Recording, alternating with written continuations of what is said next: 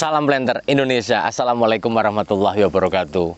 Kali ini kita berada di tanaman sudah menghasilkan dengan usia di penanaman tahun tanam adalah 2018 di sekitar bulan Mei atau bulan Juni, berarti sudah 3,5 tahunan lah, sekitar sampai 3 tahun 7 bulanan dengan varietas adalah DP Sain 4 yang ngambi. Dalam pembahasan kali ini adalah bagaimana kita itu mencoba jangan sampai terjadinya turun produksi, peralihan dari tanaman belum menghasilkan ke tanaman yang menghasilkan. Kemarin kita sudah membahas pola pemupukannya. Pola pemupukannya berbeda dengan di tanaman belum menghasilkan adalah skala bulan, sementara kalau di tanaman yang sudah menghasilkan adalah menggunakan skala semesteran. Lah, bagaimana kita itu jangan sampai ke kondisi tanaman kita itu mengalami stagnasi. Stagnasi artinya bahwa sudah di dalam tanaman belum menghasilkan kita melakukan super intensif pengelolaan, kemudian di tanaman yang sudah menghasilkan ini kok lama-lama buahnya kok berkurang.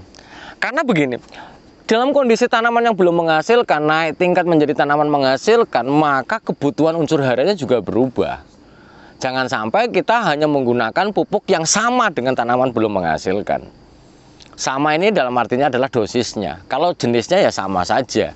Kalau misalnya kita di tanaman belum menghasilkan kita menggunakan mekanisme standar bulan dengan menggunakan pupuk tunggal misalnya urea, rock fosfat, KCl, kemudian dolomit ditambah dengan borat. Begitu juga di tanaman yang menghasilkan.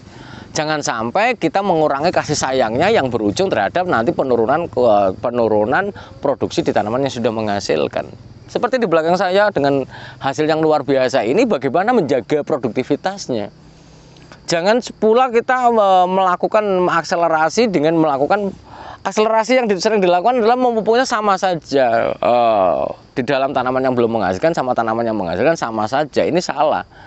Padahal di dalam kebutuhannya, peralihannya, kemarin udah kita bahas bahwa peralihannya itu membutuhkan unsur hara kalium yang lebih besar. Maka jangan lupa dirubah pupuknya, sehingga dari misalnya NPK yang di tanaman belum menghasilkan adalah 12-12-17-2 plus trace elemen. Kalau di tanaman yang menghasilkan, maka berubah arahnya menggunakan NPK 13-8-27 4 plus trace elemen.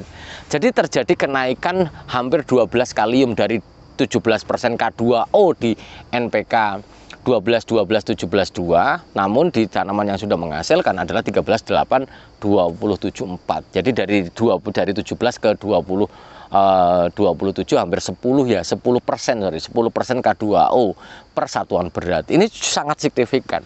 Sehingga bagaimana kita menjaganya? Begitu juga dengan kalau misalnya Bapak Ibu semuanya menggunakan pupuk tunggal, maka harus disinilah kuncinya bagaimana menaikkan dosis. Sekali lagi para planter dan para petani semuanya sebenarnya sudah tersedia arahan dasar yang secara general yang sudah diberikan oleh PPKS sebagai petunjuk dasar pemupukan tanaman kelapa sawit. Tinggal bagaimana kita mengaplikasikan pemupukan, jangan sering memaksakan diri di dalam pemupukan ini sendiri. Memaksakan diri yang seperti apa sih Pak Pendi? Memaksakan diri, sudah jadwalnya Pak Pendi tapi nggak ada hujan 3 minggu, jangan mupuk, lebih bagus kita pending dulu. Ada yang mau dilarutkan, ada apa, nanti saja kita pending dulu. Karena tanaman kelapa sawit yang sudah menghasilkan adalah buah karya, juga buah-buah ini yang ada di belakang saya ini adalah buah karya dari pemupukan di tanaman belum menghasilkan. Karena proses penyerapan unsur hara untuk tanaman kelapa sawit dari mulai pembungaan sampai dia panen hampir 2 tahunan yang nanti akan berefek secara nyata. Ini penting kita pahami. Kemudian yang kedua, penggunaan penggunaan pupuk campuran yang digunakan untuk bagaimana meningkatkan daya serap tanaman kelapa sawit. Salah satunya misalnya berada di tanah mineral seperti ini. Kita menggunakan janjangan kosong yang sudah terurai seperti ini. Kalau kita bongkar semuanya adalah bagaimana meningkatkan daya serap dari tanaman kelapa sawit kita ketika diberikan pupuk. Sehingga pemupukan yang kita berikan bisa terserap 100% oleh tanaman kelapa sawit kita. Dan kedua, polanya.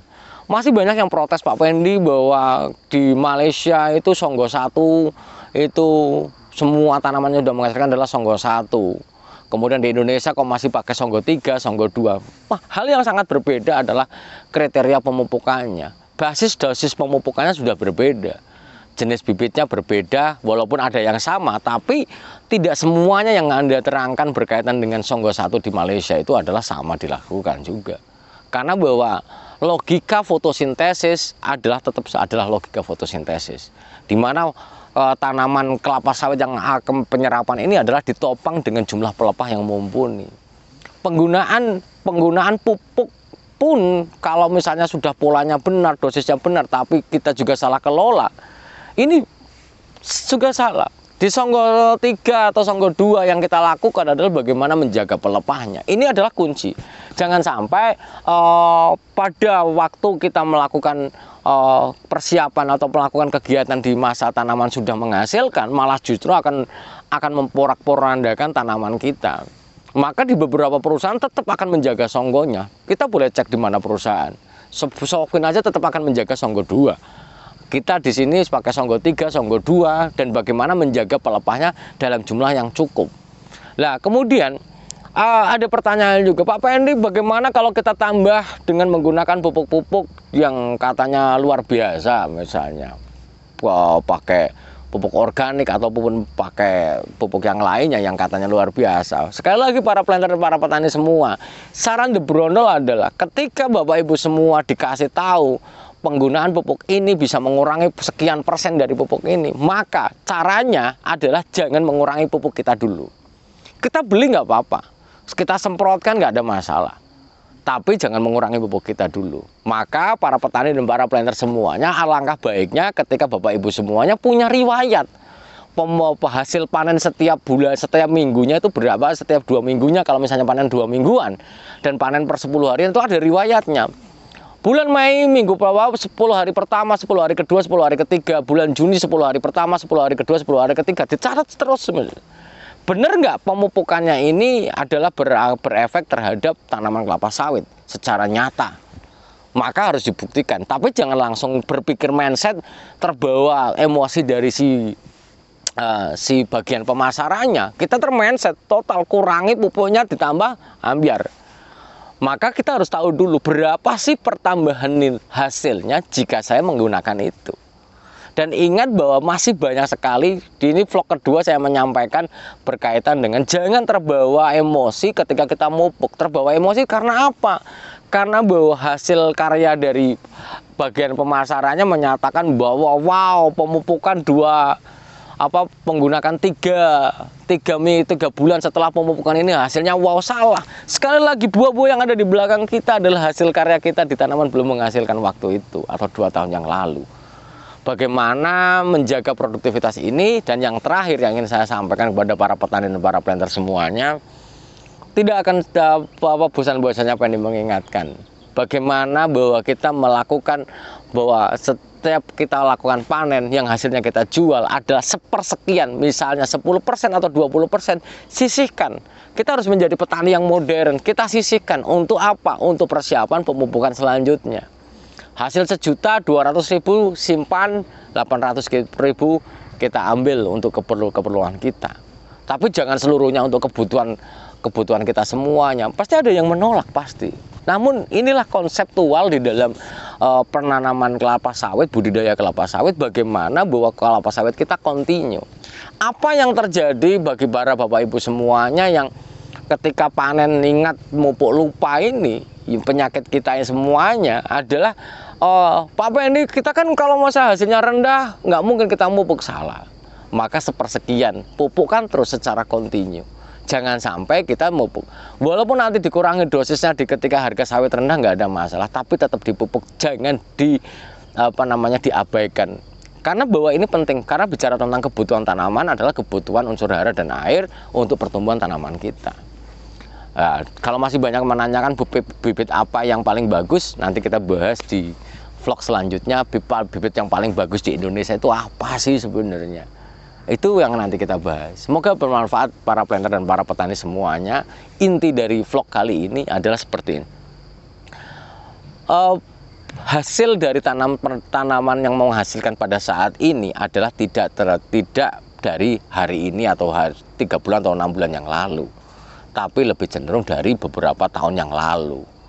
Dan bagaimana pola pemupukannya adalah tetap dirubah dari tanaman yang belum menghasilkan menjadi tanaman yang menghasilkan. Dan bagaimana menjaganya adalah perlu kontinuitas di dalam pemupukannya. Sekali lagi, pola pemupukan adalah sangat penting. Dan yang terakhir ini, yang paling terakhir adalah seperti ini. Tanaman kecil dengan tanaman besar itu nanti kebutuhannya akan berbeda seiring dengan kebutuhan yang diperlukan oleh tanaman secara fundamental, secara dasarnya. Ketika tanaman sudah menghasilkan, TBS ini kita peras dan jangan kosongnya kita serahkan, kandungan tertingginya adalah kalium, maka unsur hara yang diberikan ke dalam tanaman kita adalah tidak sama dari tanaman yang belum menghasilkan menjadi tanaman menghasilkan. Tanaman menghasilkan yang satu, kedua, ketiga, semuanya juga terjadi penambahan unsur hara, penambahan pupuk, dosis pupuk, persatuan umurnya. Jangan sama lantam sama semuanya, tidak. Maka perlu memahami tabel pemupukan. Sekali lagi, jika memang belum memiliki tabel pemupukan, hubungi atau WA The Brondol, dan insya Allah saya akan kirimkan menggunakan rekomendasi general yang diberikan oleh Balai Penelitian yang ada. Mungkin itu saja dulu yang dapat saya sampaikan. Semoga bermanfaat dan semoga Allah melimpahkan rahmat dan hal yang terindah bagi lahan kita. Semoga lahan kita bisa menjadi luar biasa. Terima kasih. Salam Planter Indonesia. Assalamualaikum warahmatullahi wabarakatuh.